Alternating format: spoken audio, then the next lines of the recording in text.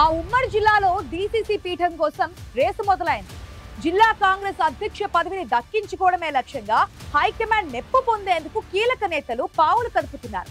ప్రధానంగా ఆ జిల్లా మంత్రులు అనుచరులు పార్టీలో కీలక పదవులపై కన్నేశారు. తమకు అవకాశం కల్పించాలంటూ మంత్రుల చుట్టూ ప్రదక్షిణాలు చేస్తున్నారు. దరఖాస్తుల పర్వం పూర్తయింది. ఎలా ఉండబోతోంది ఫైనల్ సెలక్షన్?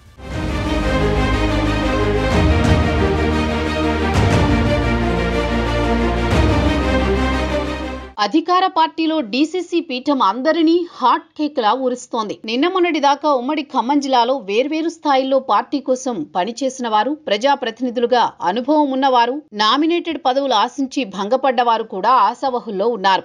జెడ్పీ పదవులు ఆశించి రిజర్వేషన్ కలిసి రాకపోవడంతో నిరాశకు గురైన లీడర్లు కూడా కాంగ్రెస్ పదవిని దక్కించుకునేందుకు ప్రయత్నాలు చేస్తున్నారు. మరోవైపు ఈ ఎన్నికల నిర్వహణ కోసం ఏఐసీసీ అబ్జర్వర్లు 3 రోజులు జిల్లాల్లో పర్యటించారు. అన్ని నియోజకవర్గాల్లో పర్యటించి పార్టీ ముఖ్య నేతలు, కార్యకర్తల అభిప్రాయాలు సేకరించారు.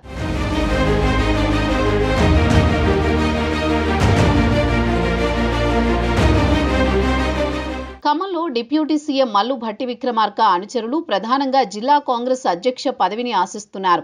ప్రస్తుతం టీపీసీసీ ప్రధాన కార్యదర్శిగా ఉన్న నూతి సత్యనారాయణ గౌడ్, మధిర నియోజకవర్గానికి చెందిన వేమిరెడ్డి శ్రీనివాసరెడ్డి, మంత్రి పొంగులేటి శ్రీనివాసరెడ్డి వర్గం నుంచి వైరా మాజీ municipal chairman Suthakani Jaipal, PCC అధికార ప్రతినిధి మద్ది శ్రీనివాసరెడ్డి రేసులో ఉన్నారు.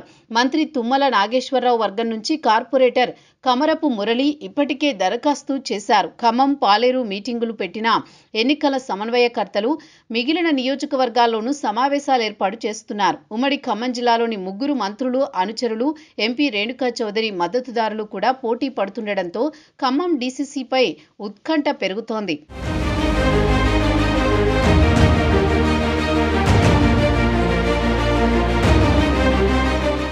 భద్రాద్రి కొత్తగూడెం జిల్లాలోనూ డిప్యూటీ సీఎం భట్టి, మంత్రి పొంగులేటి వర్గాల నేతలే ప్రధానంగా డీసీసీ పోటీలో ఉన్నారు. డీసీసీ అధ్యక్షుడి ఎన్నికపై కొత్తగూడెంలో పార్టీ మీటింగ్ జరిగింది. AICC secretary Johnson Abraham party పరిశీలకుడిగా మీటింగులో పాల్గొని ఆశావహుల నుంచి దరఖాస్తులు తీసుకున్నారు. పార్టీని నమ్ముకుని పార్టీ కోసమే కష్టపడే వారిని గుర్తించి జిల్లా అధ్యక్ష పదవి ఇచ్చేలా పరిశీలకులతో పాటు హైకమాండ్ చర్యలు తీసుకోవాలని కాంగ్రెస్ క్రియాశీల కార్యకర్తలు కోరుతున్నారు. దరఖాస్తు చేసుకోకున్నా కొందరు ముఖ్య నేతలను గుర్తించాలంటున్నారు.